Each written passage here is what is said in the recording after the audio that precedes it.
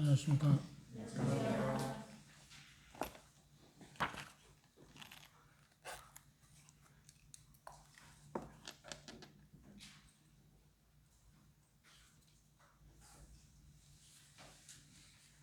이제 고린도전서 마지막 부분입니다. 16장 1절부터 4절에 있는 말씀 보겠습니다. 고린도전서 16장 1절부터 4절입니다. 함께 1절부터 4절까지 함께 읽어볼까요? 천천히. 시작. 성도를 위하는 양보에 대하여 내가 갈라디아 교회들에게 명한 것 같이 너희도 그렇게 하라. 매주 첫날에 너희 각 사람이 일을 얻어내고 내가 갈 때 영포를 하지 않게 하라. 내가 이를 때 너희가 인정한 사람에게 편지를 주어 너희의 은혜를 선물로 가지고 가게 하니 만일 나도 가는 것이 나타나면 그들이 나와 함께 하리라.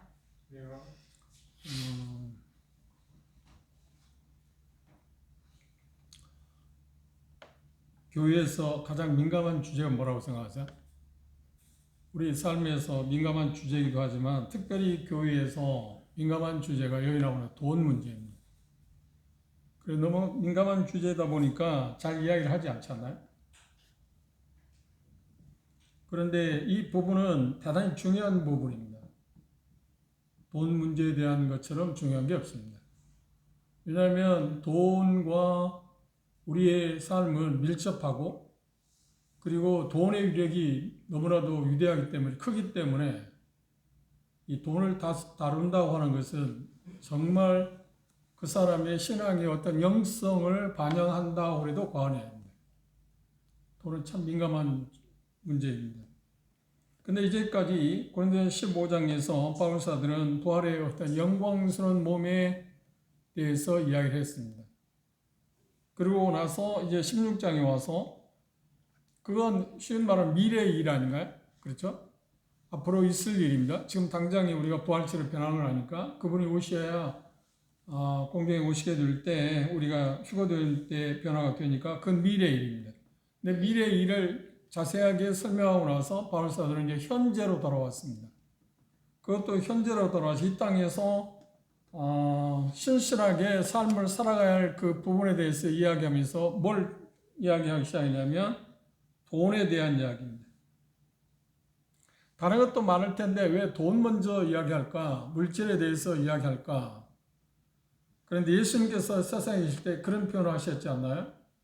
세상의 사람들 가운데 돈, 그러니까 만몬신이라고 하는 신의 위력이 돈, 재물의 신의 위력이 대단하기 때문에 하나님과 쌍벽을 이룰 정도다. 누구에게? 믿지 아니하는 사람도 말할 것 없고 믿는 사람들에게도 그렇다.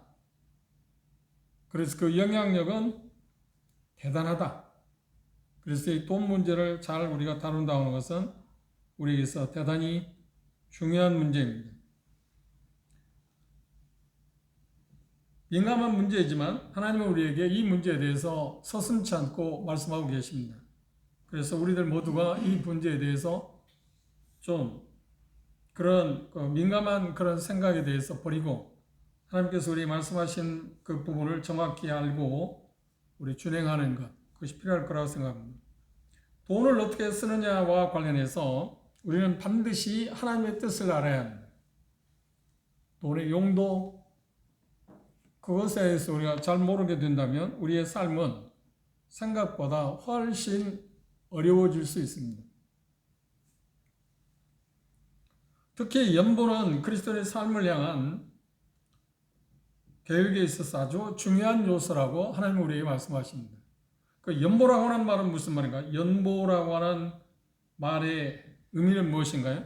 자기 재물을 내어주어 다른 사람들을 도와주거나 주는 것을 말합니다. 두 번째는 주일이나 어떤 축일에 하나님께 재물을 바치는 것, 드리는 것, 그걸 연보라고 합니다. 헌금이라도 하고 연보라도 그렇게 말합니다.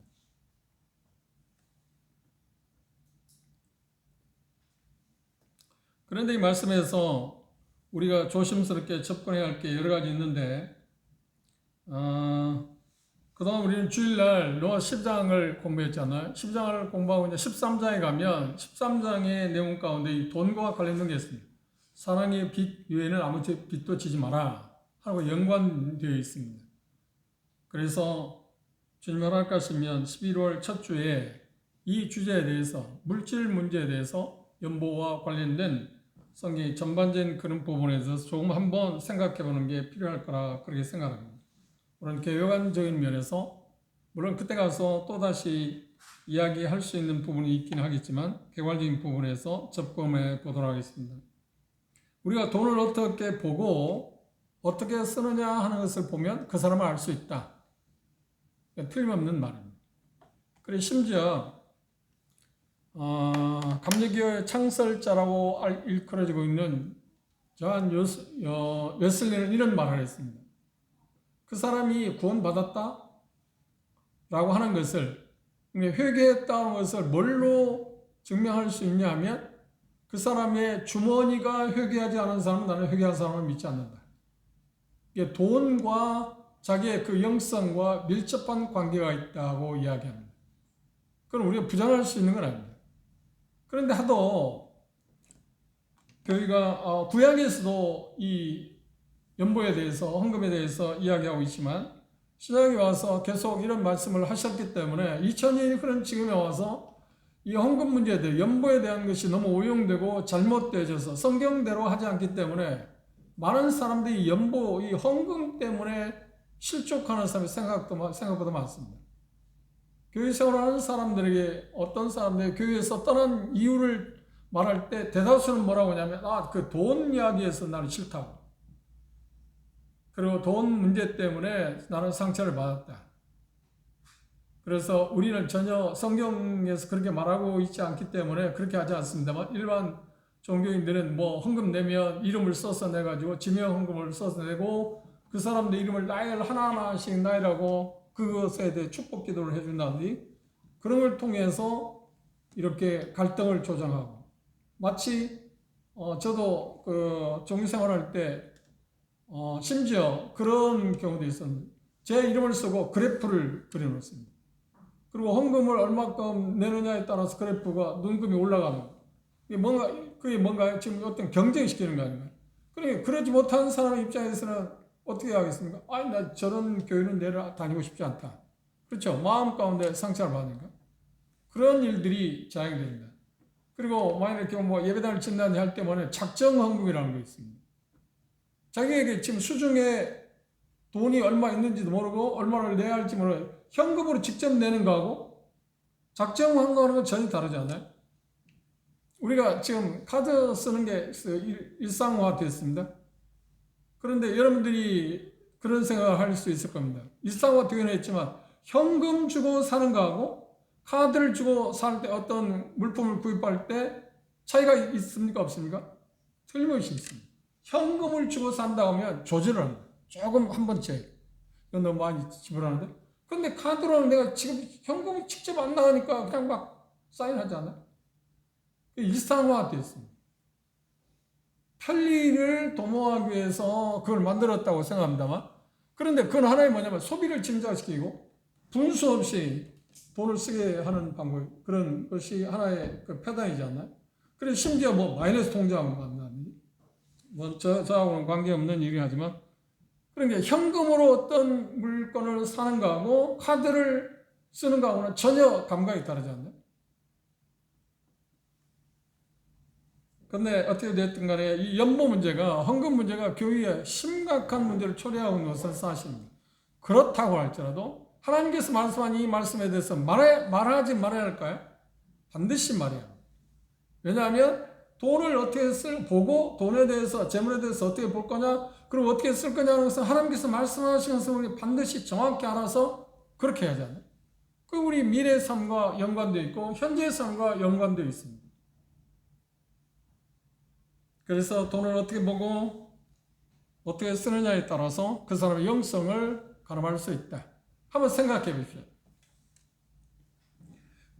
아담으로부터 죄를 범하고 나서 죄를 지은 사람의 특징이 가장 두드러진 게 있다면 이 돈, 재물과 관계에서 특징이 있다면 어떤 거냐면 자기 것을 절대 내어주지 않습니다.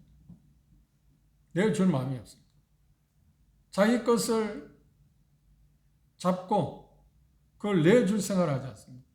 그런데 그런 사람일지라도 뭐 그 사람들을 수전도라고 하든 뭐라고 표현하든 간에 하여튼 그렇죠. 자린고비라고 하든 뭐라고 표현하든 간에 그런 사람일지라도 예수를 믿고 나면 어떻게 하는 거예요? 손을 펴기 시작합니다.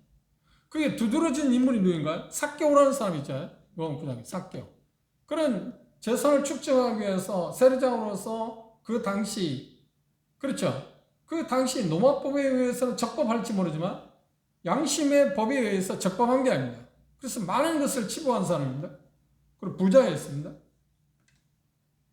그런데 예수님을 만나고 나서 어떤 건가요?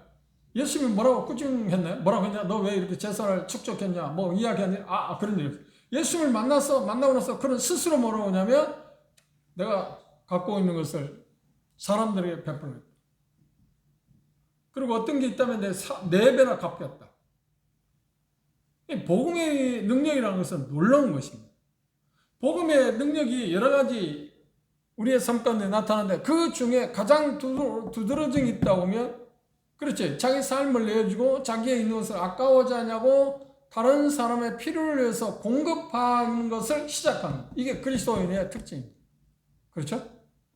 물론 정도의 차이는 있습니다. 그걸 1,000만 원을 할 거냐 1,000만 원어치 하냐 100만 원어치 하냐 10만 원어치 하냐 하는 그런 정도의 차이는 있지만 하여튼 그걸 하잖아요. 그게 그리스도의 특징입니다. 물질 관리에 있어서 특별한 그런 것이 바로 여기에 나와 있습니다. 개략적으로 말한다면 돈이라는 것은 선도 악도 아닙니다. 그래서 그걸 중립적이라고 합니다. 돈 자체가 선하거나 악한 게 아닙니다. 그런데 중립적인 건데 그걸 어떻게 쓰느냐에 따라서 그게 악할 수도 있고 선할 수도 있습니다. 좋게 쓰면 돈은 좋은 것이고 나쁘게 쓰면 돈은 어떤 게? 나쁜 것입니다. 그렇죠? 그래서 그것들을 도덕적으로 중립적이라 합니다. 사람이 돈으로 무엇을 하느냐에 따라서 그 사람의 어떤 내적 그리고 영적인 그것들이 반사된다, 투영된다고 말할 수 있습니다. 요한복음 12장 한번 볼까요?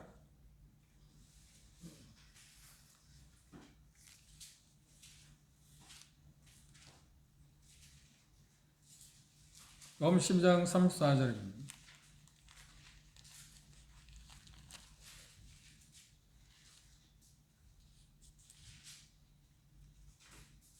마태복음 6장에도 그런 표현을 했습니다. 한번 읽어봅시다. 시작. 너희 보물이 있는 곳에는 너희 마음이 있으리라. 우리 마음이 어디에 있다고요? 보물이 있는 곳에. 이건 어쩔 수 없어요.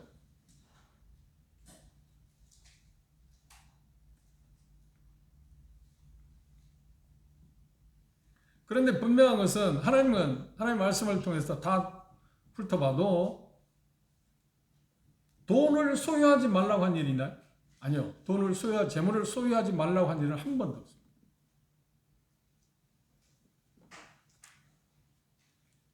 신명기 8장 18절에 보면 사실은 하나님께서 우리에게 재물을 얻을 수 있는 능력을 주셨다고 했습니다.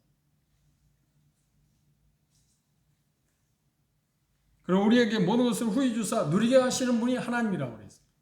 후히 주사 누리게 한다고 할 때 영적인 것도 있지만 물질적인 것도 있습니다.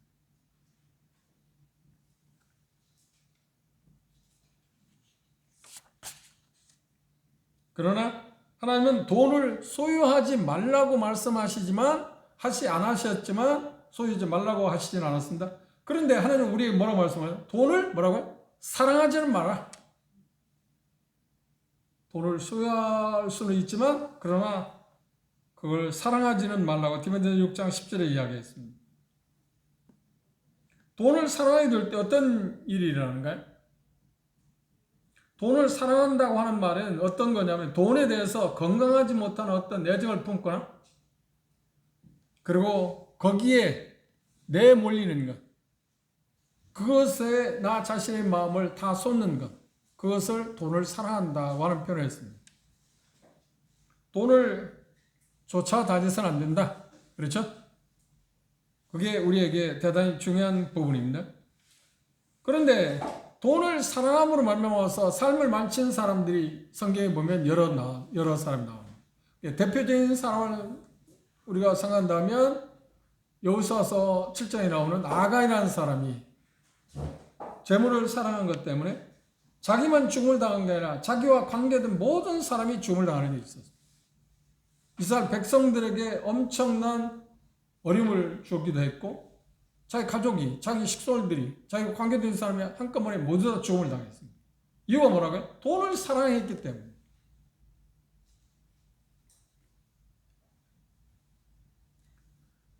민수기 20장, 24장에 보면 발람이라는 사람도 거짓 선지자인데 그도 돈을 사랑했기 때문에 하나님께서 그에게 가지 말라고 처음 말씀하셨는데 이스라엘 백성을 저주하기 위해서 발락에 의해서 아람 발락에 의해서 그를 채용해서 이스라엘 백성들을 저주하라고 불렀을 때 하나님 말씀하기를 뭐래요? 가지 마라.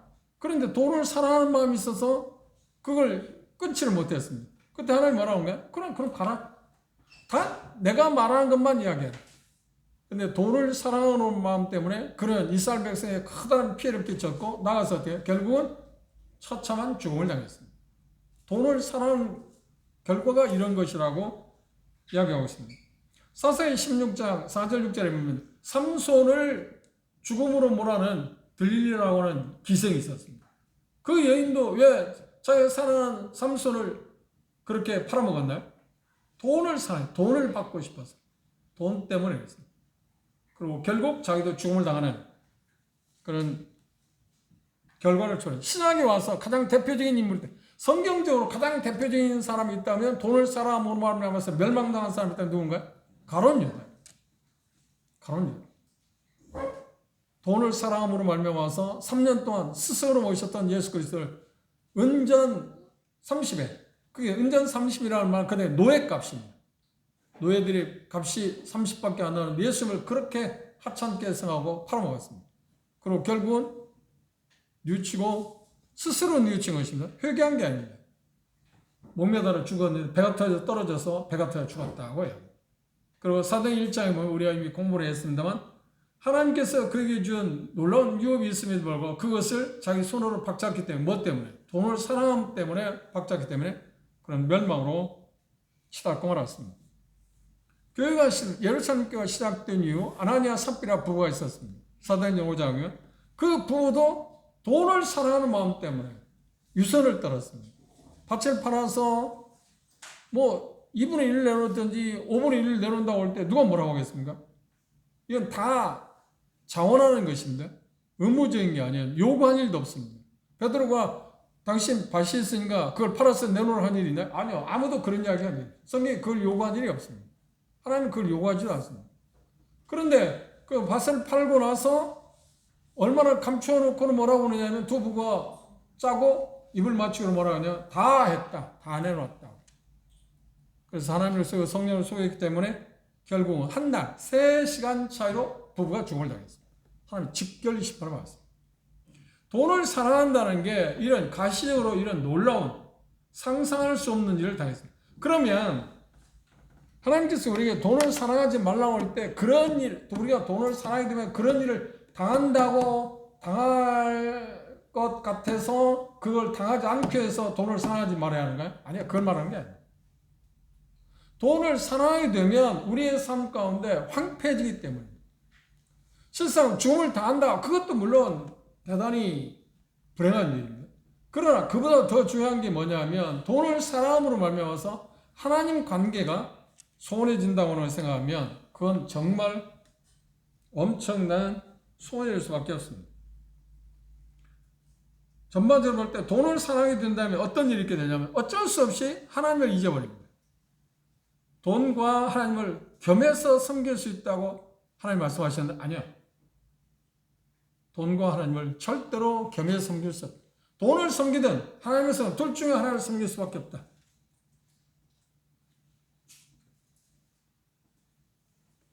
그 다음 하나님이 아니라 자신의 재물을 신뢰하게 됩니다. 돈을 사랑하게 되면 자기가 가지고 있는 재물, 돈에 대해서 신뢰하지 하나님을 신뢰하지 않습니다. 그리고 그것 때문에 안위를 갖게 된다든지 그것 때문에 평안이 온다고 생각하든지 그래서 재물이 주는, 돈이 주는 그 유혹에 넘어가게 되면, 살아게 되면 결국은 어때요? 그것에 대해서 속임을 당할 수 있어요. 그게 절대로 안정감을 우리에게 주는 건 아니지 않나요? 그런데 그게 우리에게 안정감을 줄 수 있을 거라고 생각하잖아요. 이 부분에 대해서는 저도 마찬가지로 여러분도 이 부정할 수 없는 면. 우리가 소유의 예수님께서는 그런 표현을 하셨잖아요. 삶의 질은 행복의 수치는 뭔가 소유한 것에 따라서 비례한다고 말씀하시죠. 비례하지 않는다. 그래서 하나님께서 우리에게 말씀하시는 건 뭐냐면 자족하는 마음 필요하다. 하나님이 주신 것으로 감사하고 그것으로 그 현재 상황에서 하나님을 섬길 수 있는 길을 찾아가는 것이 필요하지. 내게 이게 좀 더해지면 그래서 하나님을 섬길 수 있는 건 아닙니다.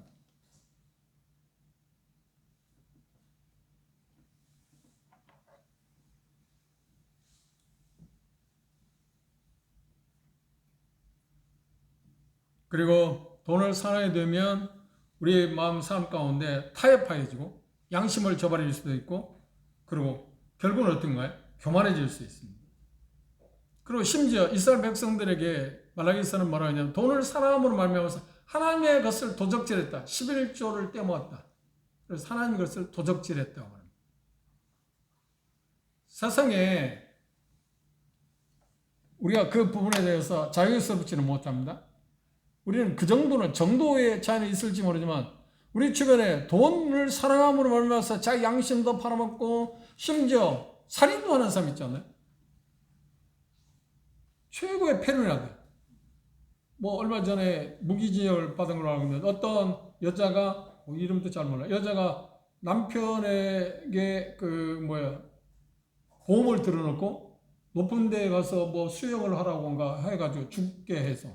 그렇죠? 근데 잘 드러나지 않는데 결국은 그게 사실 드러났습니다. 무엇 때문에? 보험 수령하고자 하는 8억인가 얼마 제가 기억으로 그런데 그걸 수령하는 데서 들통이 났습니다. 돈을 사랑함으로 말미암아서 자기 남편이고 자식이고 부모고 아무런 상관도 없이 하게 되는 게 그게 극단적인 거죠. 물론 극단적인 거예요. 그렇죠? 그런데 우리는 극단적인 건 아닌지 모르지만 우리에게도 여전히 뭐가 있나요? 돈을 사랑하는 마음이 우리에게 있습니다. 이걸 조절한다는 건 생각보다 어렵습니다. 제가 생각할 때 여러분도 그걸 동의할지는 모르지만 제가 생각할 때 인간으로서 제일 다루기 어려운 게 뭐냐 하면 실상은 돈입니다. 제일 다루기 어려운 게 돈입니다. 돈을 제대로 다룬다고 하면 그는 정말 위대한 사람이 나는 생각해요. 정말 위대한 사람이 생각해요. 그 유혹에서 벗어나기는 쉬운 게 아닙니다.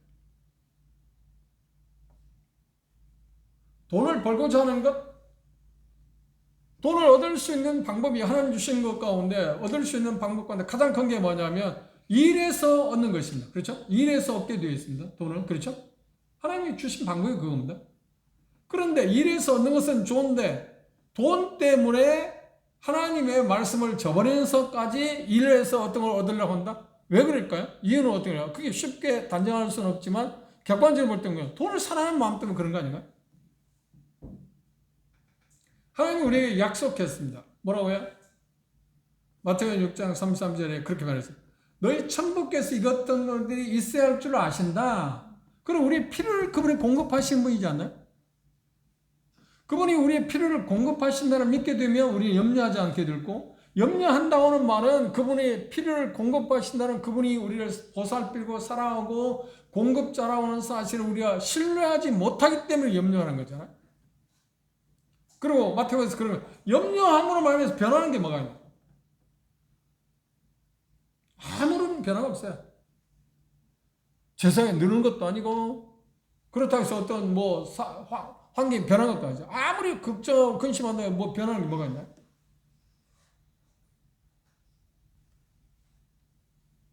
돈을 사랑하는 것이 이렇게 어처구니 없는 일을 초래합니다.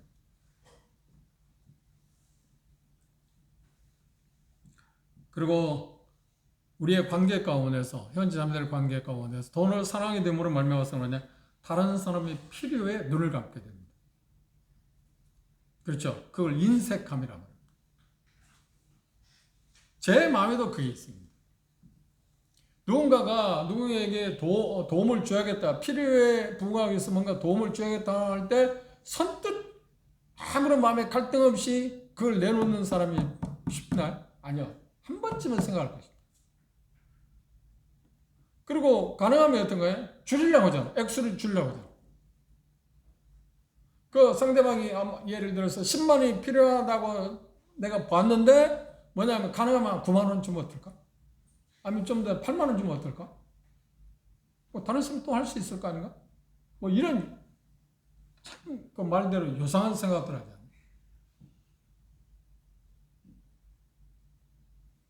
돈을 사랑하면 다른 사람의 필요에 눈을 감습니다.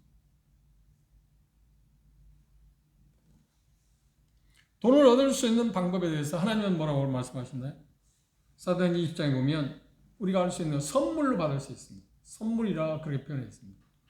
그리고 가장 하나님 주신 방법 가운데 빼놓을 수 없는 것이 뭐냐면 노동을 통해서 어떤 일들을 통해서 어떤 직업을 통해서 우리는 돈을 모읍니다.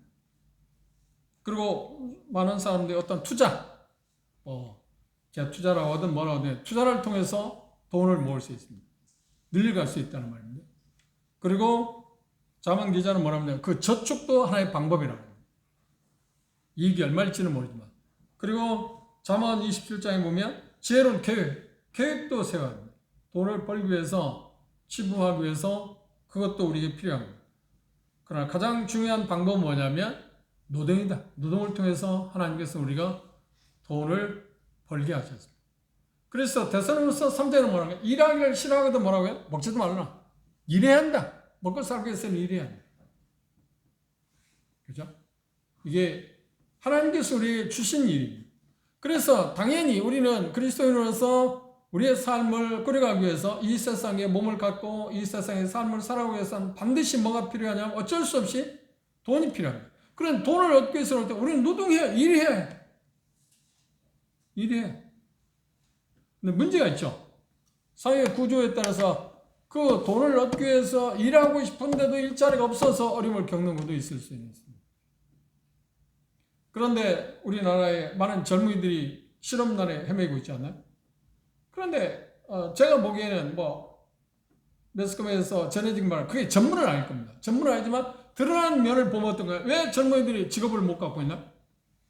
보수 많고 편하고 쉽게 말하면 고급진 직장을 선택하고자 하기 때문에 다른 사람이 별로 싫어하는, 좋아하지 않는 직업을 갖고 있잖아요. 외국인들이 어떤 일을 하고자 하는 일들을 젊은이들은 생각하지 않잖아요. 그렇죠. 그러다 보면 심지어 정부는 어떤 대책을 세우고 젊은이에게 한 달에 40만 원, 50만 원 준다든지. 이런 이상한, 그래 어떤 면에서 보면 그들의 삶을 살아가고 각자 어떤 상황에서 삶을 살아가기 위해서 정부에서는, 사회에서는 그들이 어떤 일자리를 주어야 하는 것도 사실이지만 그리고 개인이 어떻게 하냐면 열심히 일해. 그래 먹고 살죠. 까닭 잘못하면 그리스도인들이, 제가 본 그리스도인 형제들이, 제가 본 자매들은 그렇지 않은 것 같은데 그런 사람 제가 근데 젊은 형제들이 어떻게 하냐면 계속 직장을 옮기는 사람이 있어요. 그리고 좀 안 맞으면 그만두고, 그리고 왜 그러냐면 주님이 원하잖아. 그리고 또 직장 가고. 그런데 자기 생활이 안 되는 거예요. 생활이 안 돼. 그런데 장가도 가야지 않나요? 그러면 남자니까 형제가 남편이 되면 가장 역할을 해야 하잖아요. 그럼 아무것도 없어. 그럼 어떻게 하자는 말입니까? 그리고 다른 형제 자매들에게 빌비터. 그리고 제가 알기로는 주일날 그 어떤 지역교회에서 애찬에 남으면 그 청년들에게, 직업이 없는 청년들에게 그걸 공급하는 거예요. 그래서 교회에서 그냥 예배당 안에 공간이 있으니까 그 빌비터 살고 있는 거예요. 그래서 제가 그 지역에 집회 가서 그랬습니다. 이건 성경적으로 맞지 않는 거다. 그 형제들이 자기의 삶을 살아오도록 예배당 다 쫓아내라. 심한 말인가요? 이게 하나님의 말씀입니다. 자기의 삶을 자기가 개척하려고 책임을 지지 않으려고 하면서 다른 사람의 도움을 받으면서 살아요. 그거 언제까지 그렇게 살 겁니까? 그리고 언제 결혼할 겁니까? 남의 귀한 딸 데려다가 어떻게 할 겁니까? 젊어서부터 그걸 해야 돼. 자기 최선을 다해야 돼. 이게 하나님의 말씀이다니까. 하나님 그렇게 말씀하면 일하기 싫거든 뭐라고요? 먹지도 말라고. 그러니까 그 말은 긍정적으로 말하면 열심히 일해서 먹고 살아라. 하나님 방법이에요. 그게 하나님 방법. 기적적으로 하나님께서 하늘에서 만나를 내려주어가지고 그들을 먹고 살게 하지 않는다니까요. 그건 특수 환경 때문에 그렇게 했고, 그렇죠? 그런데 그들도 만나를 주었지만 그들도 하는 일이 아무것도 없었네. 그냥 감나무 밑에 입 쫙 벌리고 있으면 입에 떨어졌나요? 아니요. 매일 아침 해가 뜨기 전에 그걸 거두어드려야지. 수고를 해야 했다니까요. 수고 없이 얻는 게 아니에요. 어쩔 수 없이. 왜냐하면 근원적으로 말하면 죄를 지었기 때문에 우리는 땀 흘려 수고해야만 먹고 살게 돼 있어요. 그럼 하나님 방법이 어떻게 할 수 있는 방법이에요. 아예 우리는 돈을 얻기 위해서, 다른 말 하면 이 세상의 삶을 끌어가기 위해서는 우리는 열심히 일해야 합니다. 그 일 자체가 어떤 거냐고 따지지 말고 내가 할 수 있는 것, 그리고 다른 사람이 못하더라도 내가 그걸 할 수 있는 게 있다면 그걸 해야 하잖아요. 돈 액수를 따질 게 아니고 다른 사람이 어떻게 생각하느냐 생각할 게 아니고. 근데 우리에게는 전에부터 내려온 게 뭔가 그렇지, 선비 사상이 있어가지고 노동자는 뭔가 물론 지금 이제 좀 그런 데서 벗어났다고 그래도 젊은이들의 생각은 뭔가요? 다른 사람이 3D 업종인가 그런 걸 안 하려고 하잖아. 그런 거 뭐냐면 나는 실업자다. 취업을 원한다. 왜 그걸 안 합니까? 그런 걸 하면서 또 다른 일을 할 수 있지 않나? 난 참 답답해. 근데 어떤 면에서 보면 살 수 없는 상황이면 어떤 일인지 할 거 아닌가? 안 해? 그래도 안 해? 아무것도 먹을 수 있는 거, 어떤 공급받을 수 있는 거 없으면 어떤 거라도 할 거 아닌가? 그래, 거기에는 사회적인 책임도 있다고 생각하지만 실상 부모들의 책임이 나는 크다고 생각합니다.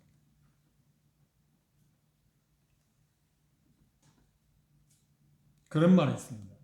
가난은 국가도 구제할 수 있는 게 아닙니다. 어쩔 수 없습니다. 자문 기자는 뭐라고 해요? 우리가 부지런히 일하면, 어떤 일이든 부지런히 일하면 어떻게? 삶을 살아가는데 문제가 없다고. 사회를 탓할 게 아니라 어떤 제도를 탓할 게 아니고, 그렇죠? 중요한 것은 뭔가요? 돈을 얻을 수 있는 하나님의 방법은 뭐냐면 우리는 땀 흘려 수고함으로 말미암아서 돈을 얻을 수 있습니다. 그러면 하나님께서 우리에게 주신 그 용도는 어디에 써야 합니까? 그걸 그리스도인들이 잘못 오해하는 경우가 있습니다. 첫째, 어디에 써야 하는가요? 가족에 필요한 것을 공급해야 합니다. 가족들 필요한 것을 공급합니다. 그리고 또 하나 있다면 빚을 갚고요. 빚이 있으면 빚을 청산해야 합니다. 그 노아서 13장 할 때 그 의미가 무엇인가를 좀 구체적으로 접근해 볼 겁니다. 그리고 또 하나 미래를 위해서 저축도 해야 합니다. 근데 제가 초기에 구원받았을 때 저축하면 이상하다고 생각했어요. 그게 잘못된 거라 생각했어요. 그게 현실적인 건데 초기에 그랬습니다. 50년이 됐을 것 같아요. 제가 그 지역교회 개척할 때 도움을 주었으니까. 어떤 형제가 이제 결혼을 했습니다. 결혼했는데 배우기를 어떻게 배우냐면 자기가 지금 버는 것은 전부 다 써야 한다. 그날까지 다 써야 한다. 미래에 대해 저축이라는 게 전혀 없습니다. 결혼을 했는데 자매가 아이를 가졌습니다. 그래 아이를 가졌는데 아이가 출산하게 될 때 아무것도 없어. 어떻게 합니까? 나는 하나님께서 자기가 잘못 온 거죠. 하나님 말씀을 지금 잘못 아는 거잖아요. 하나님께 그때그때 줄 거라고 생각했다. 그때그때 다 썼어. 그러면 이 문제는 어떻게 할 겁니까? 병원비는 어떻게 할 겁니까? 그때서 그 형제 깨달은 거예요. 아, 내가 잘못 살았구나. 미래를 위해서 준비해야 하는 것도 하나님께서 원하시는 겁니다. 그렇죠? 저축은 하나님께서 말씀하는 바입니다. 미래를 저축하는 필요합니다. 그 다음 가장 더 중요한 것은 우선순위에 있어서 하나님 나라의 확장을 위해서 써야 합니다. 이게 지금 본문에서 말하는 연보에 대한 이야기입니다. 하나님은 하나님의 확장을 위해서 우리의 가정을 팽개치고 또 우리의 미래도 팽개치고 우리의 삶을 팽개치고 그것에 몰두해야 한다, 전부 다 몰입해야 한다고 말씀한 일이 없습니다. 오해하지 마세요. 우리가 나중에 오늘 다음 첫 주에 자세히 볼 겁니다만 고린도서 8장 9장에 보면 뭐라고 이야기하냐면 헌금의 원리에 대해서 의무적인 게 아니라 일종의 뭐냐면 자원하는 거로 성경은 이야기하고 있습니다. 오해하는 게 뭐냐면 11조에 대해서 오해하고 있습니다. 11조와 우리가 헌금하는 일에 있어서 규범일까요? 아니요. 성경은 정말 오해한 데서 옵니다. 심지어 많은 형제들이 그걸 이야기하고 가르치는 것도 봤습니다. 그때마다 제가 반문합니다. 어디에 근거해서 그렇게 이야기해요? 그러면 대다수가 말한 게 아브라함이 11조를 한 일 있잖아요. 야곱도 하나님께서 베델에서 너를 내가 가는 곳마다 내가 축복하고 도와줄 거다. 그때 야곱이 말하면 내가 하나님이 약속하는데 그렇게 하면 내가 10분의 1을 하나님께 드리겠다. 그게 조건부죠. 근데 아브라함이 10분의 1 바쳤을 때, 장세 14에 바쳤을 때, 그는 전리품에서 10분의 1을 멜기세덱에 준 겁니다. 자기 재산의 10분의 1이 아니에요. 오해하지 마세요. 율법은 그 이후에, 율법 시대에 와서, 율법 전에 이미 10분의 1을 바친 일이 있습니다. 그렇죠? 그런데 율법 있은 후에 10분의 1에 대해서 11조에 대해서 언급을 했지만 정확히 말하면 그럼 세금이에요. 그 용도가 먼저는 레위인들이 기업이 없었잖아요. 제사장 역할을 하기 때문에 하나님을 섬기는데 그들을 돕기 위해서 그들이 살아가도록 도와줘야 하잖아요. 하나님이 그들의 기업이라고 할 때 하나님이 그냥 이스라엘 백성들, 다른 지파들의 이스라엘 백성들의 도움 전혀 없이 하나님이 그냥 기적적으로 그들을 도와준다는 말이 아니에요. 누구를 통해서? 이스라엘 백성들, 다른 지파의 사람들을 통해서 그들을 공개하겠다. 그게 하나님이 내 지파들에 대해서 말하는 기업이에요. 내 기업이라고, 내가 그들의 기업이라고 그 표현한 게 그것입니다. 그럼 하나님께서 또 필요한 것을 공급하겠다는 말이 아닙니다. 그 11조를 갖고 그들이 레위 지파들이 먹고 살고 제사장 역할을 하도록 했습니다. 그렇죠? 그 다음 또 하나, 그 11조 하나 있습니다. 또 하나 11조가 뭐냐면 가난한 사람들을 위해서 11조 한 일이 있습니다.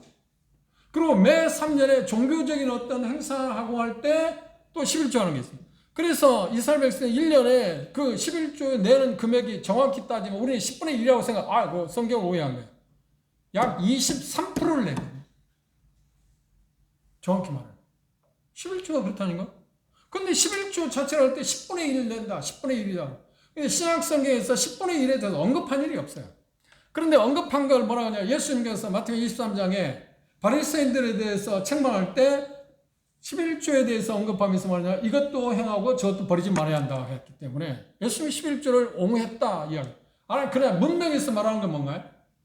11조도 좋은 거지만 그들에게서 가장 중요한 건 뭐냐면 율법의 인과 의를 버렸다는 것을 말씀하기 위해서 그 이야기를 한 겁니다. 그 이후에 제자들이 11조에 대해 언급한 일이 있나요? 서신서에 11조에 대해 언급한 일이 있나요? 복음서에서 예수님이 11조에 대해 언급한 일이 있나요? 언급한 일이 없어요. 오히려 지금 이 본문에서도 그렇고 고린도후서에서 8장 9장에 보면 그렇지 자기들의 이익을 얻은 대로 자원해서 비율을 말한 게 아닙니다.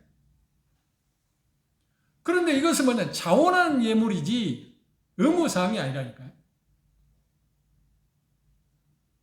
우리가 연보에 대해서 오해하고 있는 게 뭐냐 의무적인 거다. 10분의 1은 의무적인 거예요. 일종의 지금으로 말하면 세금이라니까요. 그래서 로마 13장에 보면 국가에 대해서 우리가 갖고 있는 어떤 세금에 대해서 세금을 꼭 갖고 왔네요. 그래서 예수님께서 그런 표현을 했습니다. 어느 날 로마에서 정부에서 원하는 세금을 내야 합니까? 내지 말아야 합니까? 함정을 빠뜨려 질문하는 일이 있었잖아요. 그때 예수님이 말합니다. 그래? 너희들이 가지고 있는 데나리를 하나 보여달라고. 데나리를 보였어. 이 형상이 누구 것이야? 가이사의 것이다. 예수님이 말해요. 정말 놀라운 말씀을 하셨어요. 가이사의 것은 가이사에게, 하나님의 것은 하나님께 바치라. 세금을 바치는 것에 너희들이 지금 로마의 지배를 받고 있기 때문에 당연히 너희들은 그걸 아니라고 하지만 지배를 받고 있기 때문에 돼. 그 정부에 대해서 세금을 내야 한다. 그리고 하나님에 대해서는 어떤가요? 그건 자원한 마음으로 하나님에 대해서는 또 하나님께 대해서 헌물을 드려요.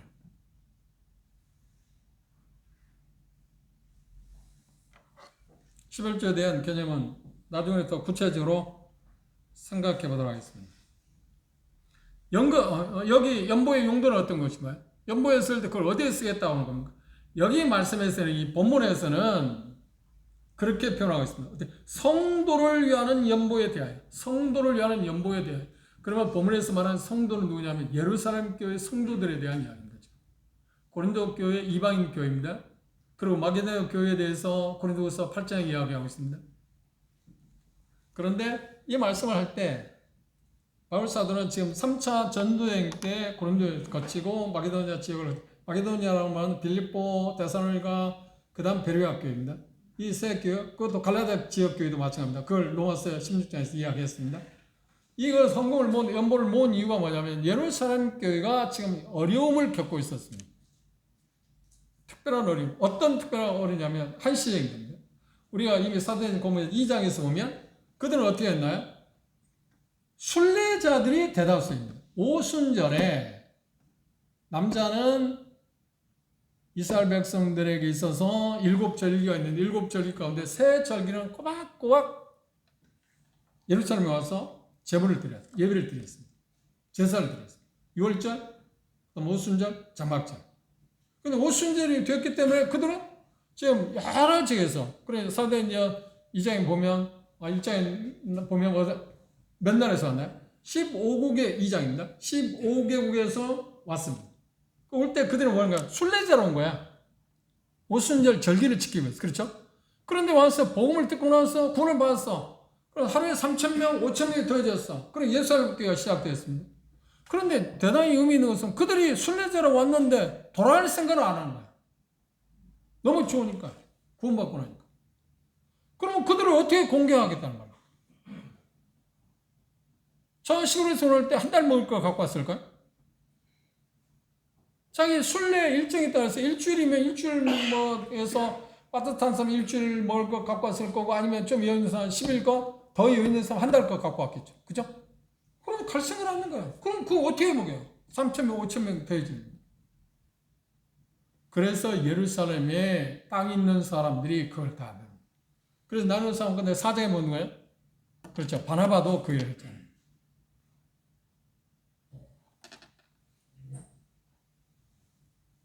순례자들의 입장이기 때문에 그들이 어려움을 겪었습니다. 그게 첫 번째였고요. 예루살렘 교회.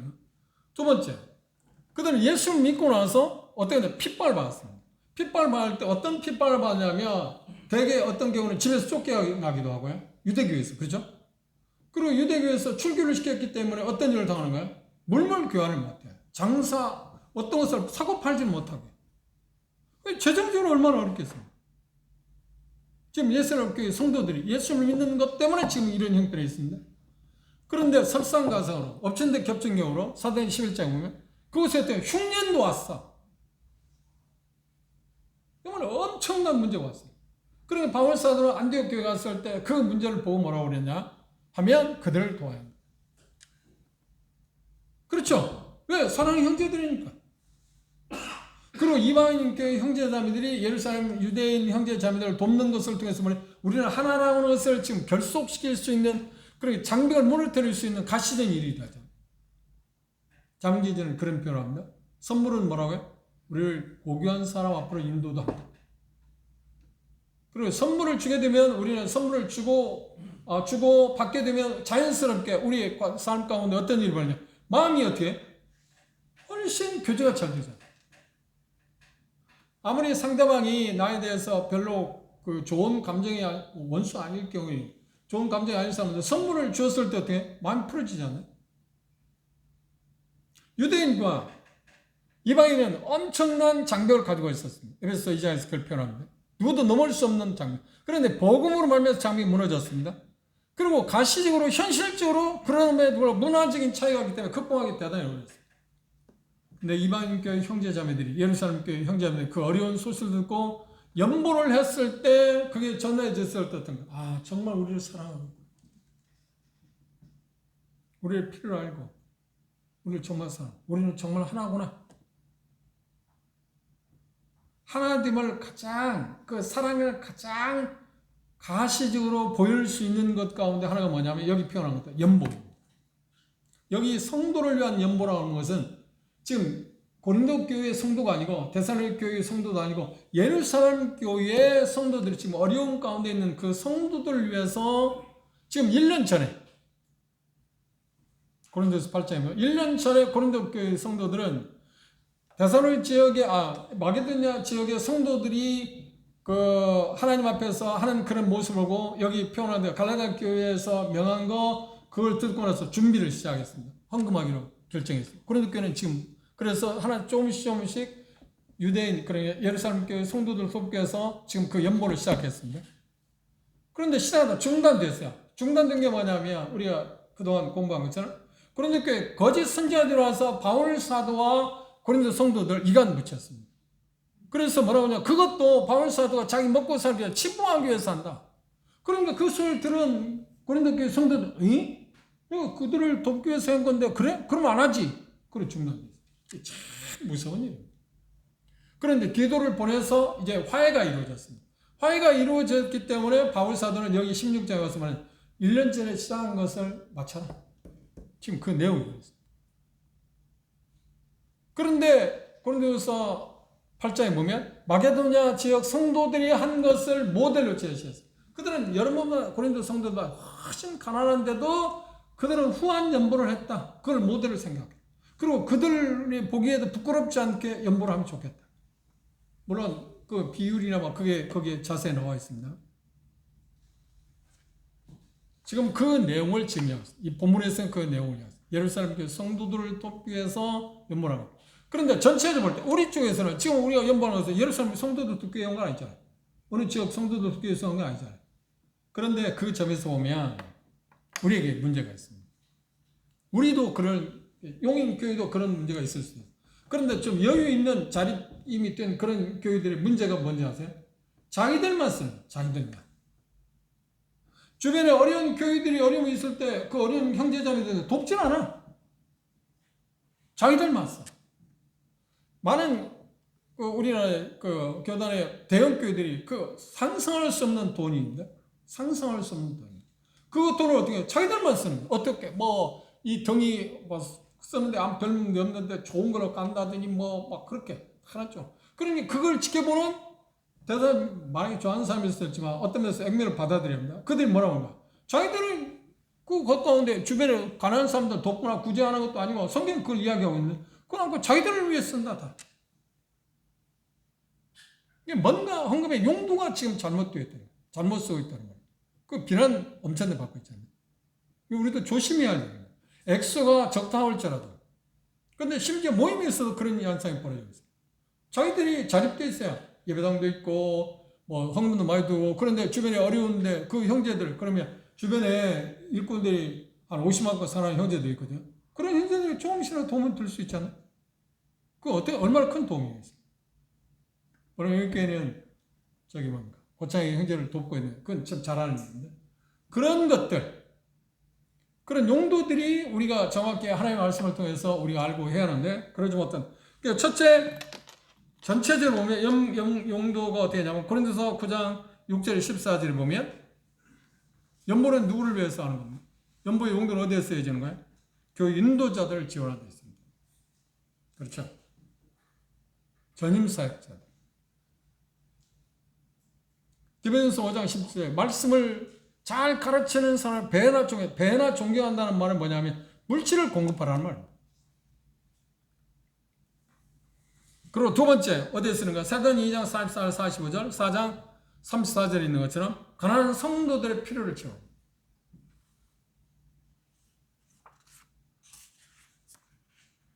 그 다음 세 번째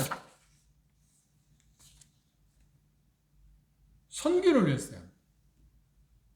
그렇죠. 다른 사람을 복음을 전하기 위해서 국내 선교가 됐든 해외 선교가 됐든 그렇죠.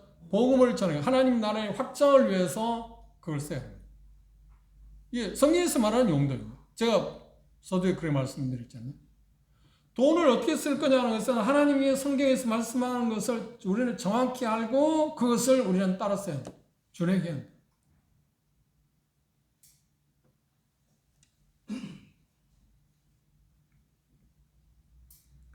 그래서 사도행전의 11장에 보면 바울사들 안디옥교회에 그 구제연금을 모아서 연모한 것을 모아서 어떻게 하냐면 예루살렘에 전달하는 게 있어요. 1차적으로. 그렇죠?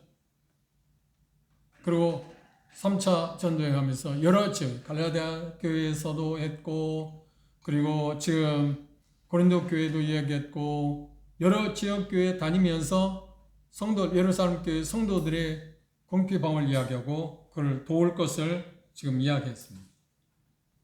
그 내용입니다. 여기 성도를 위한 연보라는 말은 그 이야기입니다. 그러면 이 본문에 들어가서 좀 설명합시다. 그런데 여기 말씀에서 보면 주목해야 할 게 몇 가지 있는데,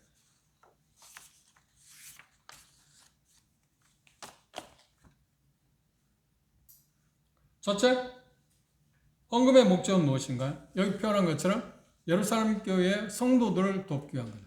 여기 본문에서 그랬습니다.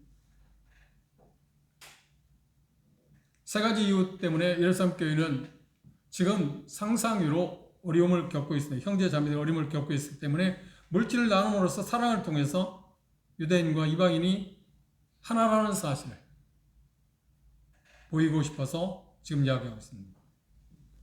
선물을 나누게 되면 말씀드린 것처럼 교제는 자연스럽게 이루어집니다. 여러분 선물을 해보셨죠? 선물을 받아보셨죠? 어떤 사람에게 선물합니까? 어떤 사람에게서 여러분 선물을 받습니까? 교제가 안 되는 사람하고? 아니요. 교제가 안 되는 사람에 선물하지 않습니다. 그럼 교제가 안 되는 사람도 교제를 특기 위해서 선물을 하게 되면 어떤가요? 그걸 뇌물공세라고 말하지 맙시다. 뇌물은 다른 겁니다. 자연스럽게 교제가 됩니다. 선물은 교제를 원활하게 만듭니다.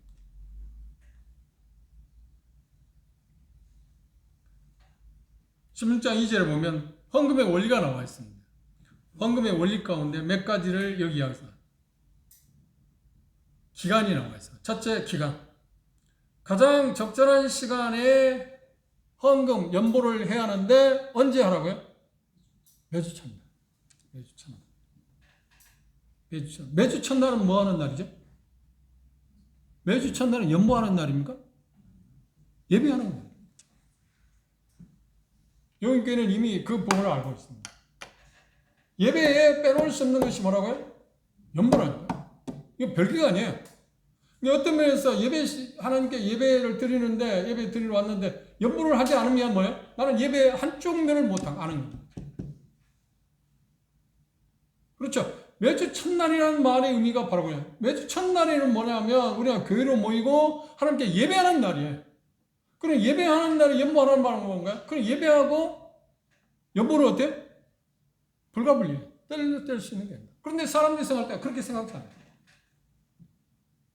또 하나, 매주 첫날이라고 말할 때, 제가 한번 이야기한 것 같은데, 용인에 제가, 동선에 목회하다가 이제 용인을 옮겼잖아요. 용인에 와서 보니까 어떤 자매님들이 연보를 안 낸대요. 뭐 다른 사람을 통해서 들었어요. 그래요. 수습을 하니까 뭐라고 하냐면, 자기는 이 수입이 없으니까, 예, 수입이 없으니까, 연보할 게 없으니까. 그리고 남편이 대신하는 것 갖고 자기는 내는 거다. 그럼 남편이 내는 거고 자기가 다른 거야. 성경 뭐라고 하냐, 여기 표현 가운데 각각. 부부가 가족으로 내는 게 아니야. 지금 도매 가격으로 내는 게 아니라 각각 내는 거야. 각각 내는 거야. 그리고 또 하나 우리는 지금 주급이 아니고 뭐야? 월급이랑 연봉으로 생각하잖아. 그럼 매달 어떤 돈을 받잖아요. 그렇죠? 매달 직장 그렇지 않나? 뭐 알바하면 매일 1시간에 얼마씩 받기도 하지만, 그냥 일반적인 것은 연봉 책정해서 받지만 매월 얼마씩 나오잖아요. 그러면 매월 나오는데 만약에 월급날이 25일이라 생각하면 25일날 나오는 것에 그것에서 얼마 부분을 드렸습니다. 셋째 주 만약에 나온다 하면 셋째 드렸습니다. 그러니까 첫째, 둘째 주, 넷째 주는 어떻게 하는 거예요? 안 해. 여기 뭐라고 그랬어? 첫날, 첫주, 첫날.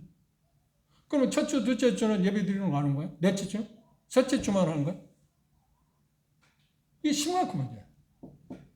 우리는 하나님 말씀을 너무 잘못 알았다는 거예요. 그러니까 왜 그러냐면, 아니, 그거 한 달 낼 거 다 냈다니. 그러면 셋째 주 낸 거지. 셋째 주 첫날만 지금 자기가 연보로 한 거지. 첫째 주나 둘째 주, 넷째 주는 안 한 거죠. 다섯째 주는 더 말할 거 없고.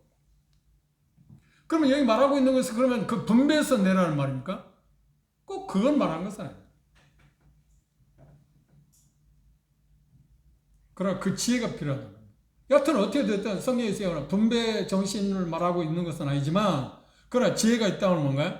그렇죠. 매주 첫날에 연보하라고 그랬어요. 매주 첫날에 해야 한다니까요. 그 첫날은 무슨 날이라고요? 예배하는 날이라니까요. 그래서 예배와 연보를 별개로 생각하지 마세요. 그걸 습관화시키세요. 대단히 중요한 문제입니다. 별개가 아닙니다. 근데 대다수 많은 형제자매들이 별개로 생각해요. 여러 지역을 순회하면서 이 부분에 대해서 구체적으로 말하지 않지만 한번 언뜻 어떤 일을 하다 어떤 내용을 이야기하다 이런 이야기를 하면 의아해요. 네? 연보가 예배하고 한 가지라고요? 뗄 수 없는 관계라고요? 처음 듣는다고요.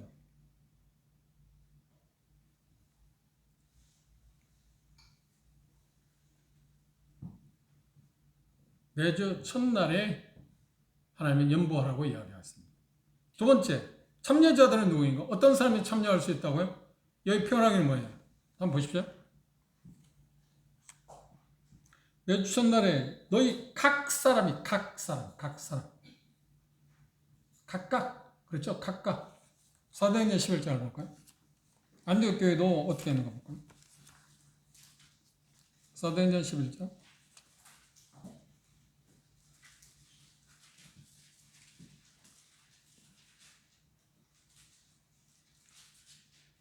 사도행전 11장 29절에 보면 제자들이 읽어볼까요?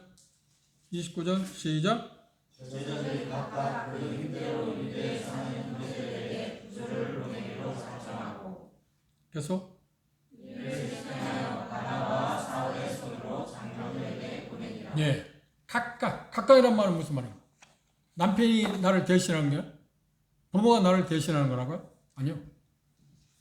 각자 각각 참여하는 것은 다 하는 것입니다. 누구나 하고, 그러니까 제외되는 게 아니네요.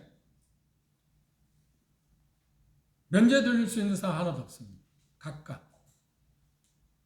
그 다음 세 번째, 연본을 어디에 내는 겁니까? 드리는 겁니까? 장소는 어디인가요? 교회입니다. 교회를 통해서. 그래서 간혹 그런 문제 때문에 갈등이 있는 교회도 있습니다만, 연본은 교회에 내는 걸로 일치해요. 그러니까 하나로 만드는 거지. 여기도 내고 저기도 내고 그런 게 아니고, 그렇죠? 그리고 거기에서 교회 재정에서 어떤 것을 하는 것들, 물론 부지로 뭐 형제 필요하니까 형제도 자매 필요하면 자매도 내고 뭐 할 수 있을지는 모르지만, 여하튼 연본은 헌금은 교회에 내는 겁니다.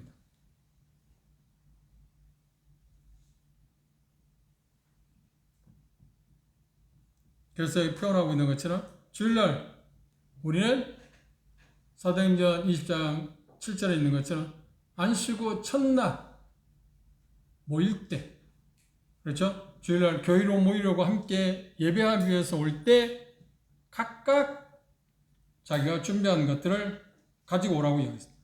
그런데 매주 첫날을 계시록 1장 10절에 만나 그 날을 뭐라고 표현하냐면 주의 날이다. 주의 날이라는 말은 무슨 말인가요? 주님을 우선하는 날, 주님을 예배하는 날, 주님께 경배하는 날이다. 주의 날이라고 하는 표현을 쓰게 되었습니다. 처음에 헌금을 낼 때 교회에 낸 건 아닙니다. 처음에는 어떻게 했나요? 사도행 2장에 보면, 그렇죠, 각자 서로가 형제자매 내 것 없이 서로 공유했습니다. 같이 썼습니다. 그 다음 좀 시간이 흐르니까 그 재물을 누구에게 바쳤나요? 사도들이 갖다 놨습니다. 사도행전 4장에 보면, 그렇죠? 그 다음 그것을 누가 다뤘냐면 사도들이 다뤘습니다. 그런데 6장에 가서 문제가 생겼어요. 분란이 생겼습니다. 분쟁이 생겼습니다. 그때 사도들은 뭐라고 한 거예요? 너희 중에 지혜로운 자, 충성스러운 사람 7을 뽑아라. 그러면 그들이 그 물질을 다루게 될 거예요. 그때부터 교회에 내게 됐고, 그리고 교회에서 인도자들에서 그것들을 나누는, 그게 흐름이 그렇게 했습니다. 맨 처음에는 어떻게 하냐면 교회 내는 게 아니라 각각 그냥 나누는, 서로가 서로 나누는 것들, 그렇죠? 그 다음 좀 흐르면서 시간이 흘러서 어떻게 했다가 연보를 누구에게 줬다고요? 제물을 사도들에게 내놨어요. 그래서 사장은 사도들이 발 앞에 내놓았다는 표현을 했습니다. 그 다음 좀 흘러서 어떻게 했냐? 특별히 교회에 내게 돼서 이제 집사들이 그것을 관리하기 시작했다. 이게 성경 흐름입니다. 그래서 교회는 어디고 장소는 어디라고요? 연보는 어디에 내야 한다고요? 교회에 한다. 라고 하는 것을 이야기했습니다. 그런데 이 표현 가운데 주목해 보시죠. 2절 다시 보시죠. 매주일 첫날에 너희 각 사람이 일을 얻은 대로, 일을 얻은 대로. 비율이 뭔가요? 이익에 따라서. 비율에 대해서 언급을 그렇게 했습니다. 헌금의 비율은 수입에 따라서 그렇게 이야기했습니다.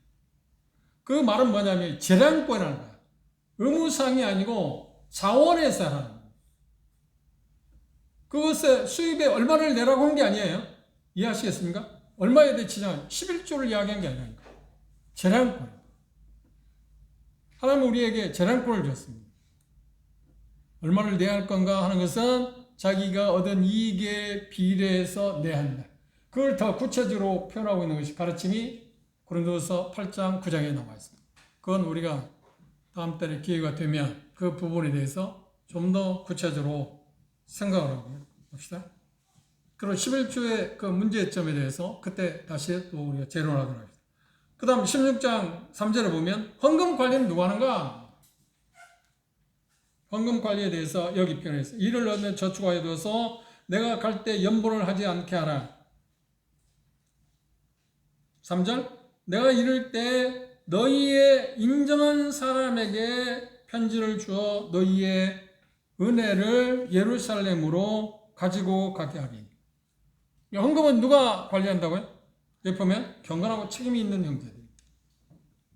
대단히 중요한 이야기입니다.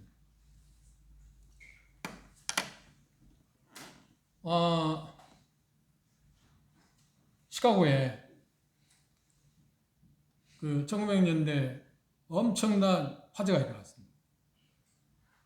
그때 무디 그 형제님이 시카고에서 보험을 전하고 있었는데, 그래서 교회도 다 타버리고, 그래서 많은 사람들이 헌금을 했습니다. 그래서 지금 세워진 게 무디 기념교회가 있습니다. 무디 전학교도 있고요. 제가 갔을 때 어마어마해요. 정말 어마어마해요.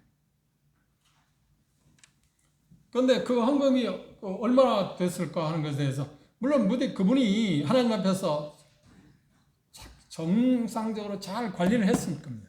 그 양심상 그랬잖아요. 그런데 그게 투명하지 못했던 것 같아요. 그리고 수많은 기자들이 그것 때문에 계속 그걸 못 살겠어요. 헌금이 얼마 왔냐? 그리고 용도가 어디 있었냐? 그걸 내놔봐라.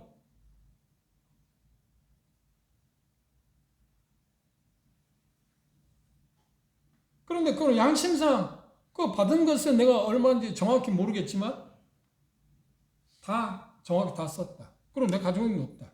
그렇죠. 그 말이 그건 증명하잖아요. 그런데 사람들이 묻는 것은 뭐예요? 액수 얼마 언제 얼마 들어왔고 언제 어떻게 썼다 오는 거, 그걸 용도를 말하는 거죠.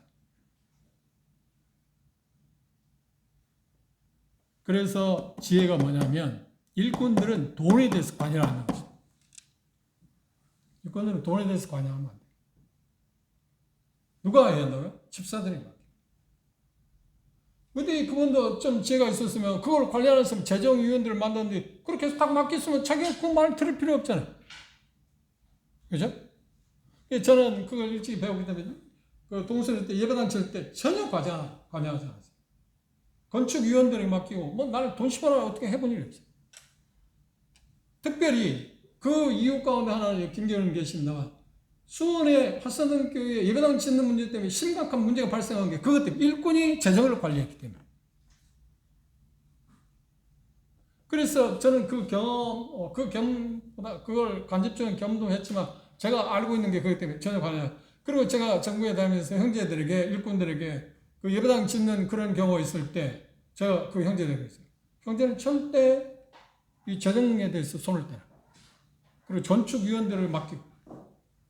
그리고 형제 하는 일은 뭐냐면 계속 기도하고 격려하고 형제 자매들을 세워주는 거예요. 이게 정말 중요한 거예요. 왜냐하면 사람이기 때문에 물질에 대해서 자기도 모르게 욕심이 가요. 자기도 모르게 욕심이 가요. 생길 수밖에 없어요. 그래서 항상 정말 그런 걸 틈을 줘서는 안 돼요. 그래, 우리 교회 그 헌금 집계할 때 헌금 열 때 두 사람이 같이 보잖아요. 대단히 중요한 거야. 아무것도 아니라고요? 아니요. 그 시험을 봐요. 사단이 시험을 막기 위해서. 제가 남산 교회 그 계속 넷째 주에 가잖아요. 근데 보니까 헌금을 관리하는 형제가 자기 혼자 해요. 그래서 그거 믿지 못해서가 아니라 그 시험에 들지 않기 위해서 장로님은 형제한테 이야기했어요. 그렇게 하지 마라. 저렇게 하게 하지 마라. 두 사람이 같이 하게. 물질은 정말 투명해요. 바울사도 이 부분의 끝부분에서 뭐라고 하냐면 돈이 모아졌을 때 그것을 책임 있는 사람들이 관리해야겠지만 그게 액수가 많을 때는 나도 함께 하겠다. 나도 그걸 전달하는데 함께 하겠다. 왜냐? 그건 세상 사람에게 있어서도 투명해야 하니까. 돈은 정말 투명해요. 그리고 이건 시험이 들 수밖에 없는 항목 아닌가요? 종종 제 이야기는 죄송합니다. 김경호님이 그렇게 말씀하신답니다. 저한테도 그래가지고 김경호님 말씀하면 전국에 뭐 많은 형제 사역자를 만나보지는 않았을 겁니다. 그런데 자기가 형제님이 만난 수많은 그 사역자들 가운데 정종 형제는 물질에 대해 참 깨끗한 사람이에요. 그 말 할 때 내가 부끄러워요. 나도 물질이 깨끗하지 않아요. 육을 받아.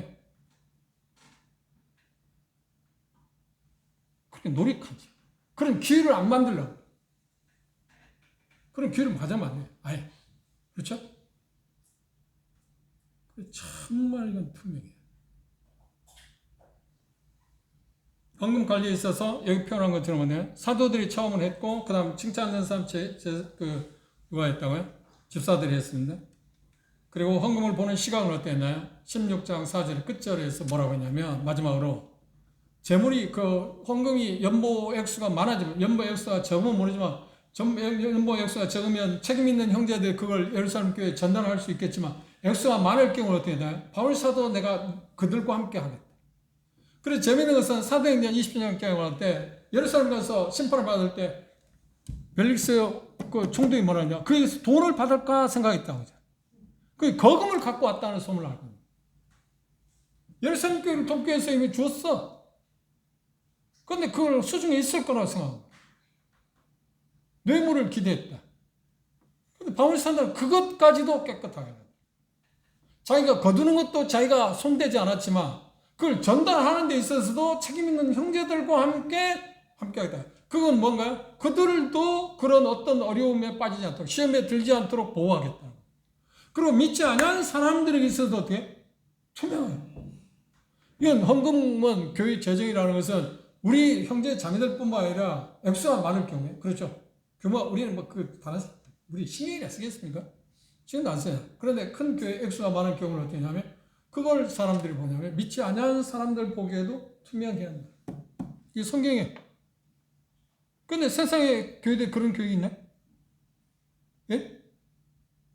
1년에 한 번이나 자기들이 수십억씩 나오는 걸 내가 우리 교회는 이걸 쓰고 있다고 한 번이나 이야기한 적 있나?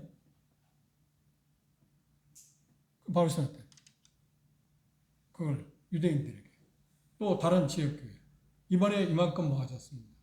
그래서 그것을 충성된 사람들이 간수하게 하고 전달할 때 바울사가 거죠. 함께 내가 동행한다. 그러니까 끝까지. 그렇죠? 자기 자신의 양심에도 또 다른 사람, 다른 지역교회 양심에 투명하게 또 세상에서 투명하게. 우리는 약점이 있어요. 다 연약함이 있어요. 그런데 연약함이 있는데 어떤 형제들에게는 특별히 물질에 대한 연약함이 있고요. 그런 게 있습니다. 그리고 여러분들이 우리들의 모임, 현실적인 이야기니까 한번 생각해 보세요. 그동안에 수양관들이 몇 개 있었잖아요. 근데 사우동 수양관 미국의 성도들이 정말 헌금해서 보는 거예요.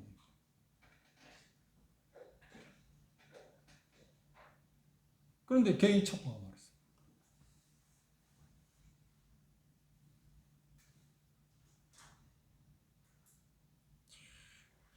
불행합니다.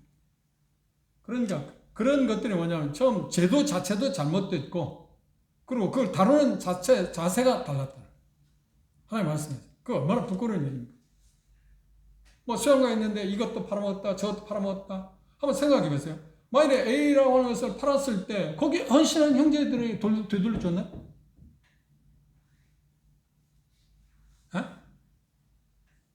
그러면 되돌려주지 않으려면 그걸 어떤 정말 선기 기관인데 특별한 어떤 기관에 그걸 내놓았나?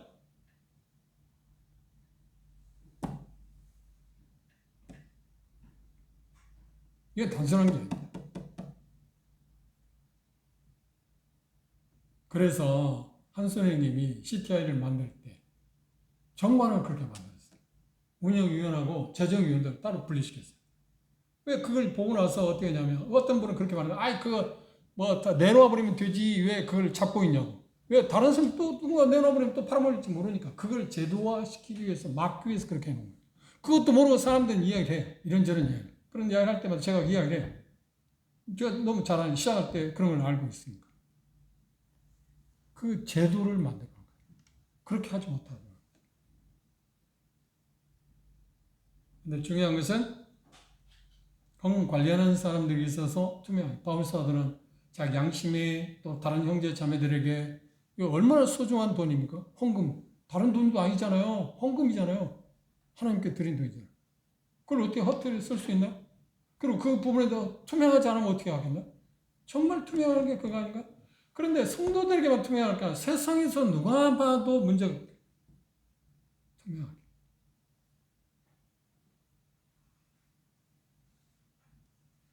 그리고 바울사도가 이걸 관리하는 것을 통해서 일하는 사람은 돈을 대해서는 돈을 관리할 생각하지 마. 그리고 그걸 관리하는 사람이 맡기고 충실된 사람 맡기고 그들 물론 지도하고 관리하고 그리고 감시하고 하는 것은 필요할 것입니다. 오늘 1장에서 16장 1절부터 4절에 있는 연보에 대해서 우리에게 말씀하신 건데 가장 핵심은 뭔가요? 연보는 매주 첫날에 해야 하고 매주 첫날입니다. 한 달에 셋째 주가 아닙니다. 매주 첫날이고요. 주일날. 그리고 주일날은 뭐예요? 예배하는 날. 예배와 연보는 별개가 아니다. 그렇죠? 액수는 뭐라는 거예요? 액수를 이야기했나요? 비율을 이야기했나요? 아니요. 이유에 따라서. 그건 자원이에요. 자기가 결정. 비율을 말하고 있지는 않습니다. 그런데 그것은 이제 신앙의 성숙도에 따라서 달라지겠죠. 그죠? 그 부분. 그런데 그 비율이 11조가 아니라고 하는 사실, 그건 확실한데, 성경 확실한데, 그게 왜 그런가 하는 것은 기회가 있으면 다음 시간에 주일날 첫 주, 11월 첫 주에 이 부분에 대해서 로마 13장을 공부할 때 그 부분에 대해서 이야기를 하도록 하겠습니다. 구체적으로 설명을 다 못하니까 그 부분에 대해서는 그때 가서 이야기를 합시다. 꼭 기억합시다. 연보는 예배와 별개가 아니다. 그리고 하나님께 우리는 연보해야 하는데 연보의 용도는 어디에 써야 됩니까? 세 가지 이야기했습니다. 구체적으로 뭐 거기에 또 세부적으로 나눌 수는 있습니다. 크게 이야기했습니다. 그리고 하나님께서 우리의 돈을 벌게 하시는 재능을 주셨는데 하나님이 우리의 원하는 것은 뭐냐면 재물을 갖지 말라고 말씀하지 않은 게 하지 않은 게 아니라 재물을 가질 수는 있지만 뭐 하지 말라고요? 그걸 사랑하지 말아요. 돈을 사랑함으로 말하면 삶을 마친 사람들이 있습니다. 돈을 사랑함으로 말하면서 우리가 엄청난 피해를 입는다는 것을 디모데 6장에서 구체적으로 설명했습니다. 그 부분을 우리가 좀 생각해 보도록 그렇게 하면 좋겠습니다. 기도 마치겠습니다. 아버지 하나님.